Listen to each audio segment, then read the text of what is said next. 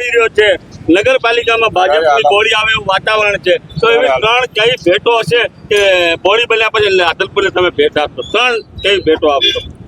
રાધનપુર ને બોડી બની જ ગઈ છે, માની લઈએ 18 આલમ આજે એકી સાથે કમર કમરના નારા લગાવી રહ્યા છે।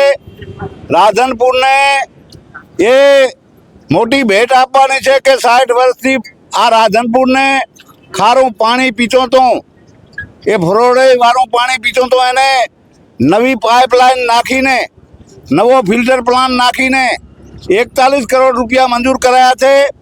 અને ગટારના જે કામો છે હકીકતમાં એ કોંગ્રેસ શાસનમાં 42 કરોડની ગટર લાઈનનો કોઈ પતો નથી, જ્યારે બીજી એ 80 કરોડ રૂપિયા મંજૂર કરાયા છે।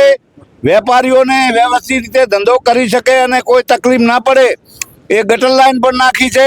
નળ સે જળનું કામ એ 4 ટાંકીઓ બની ગઈ છે, હર ઘર નળની યોજના પણ અમલમાં છે। એટલે આવા અનેક રાધનપુરને સુંદર બનાવવા માટે અમે પ્રાયોરિટી આપી અને પહેલું કામ એ કરવાના। ચાલો।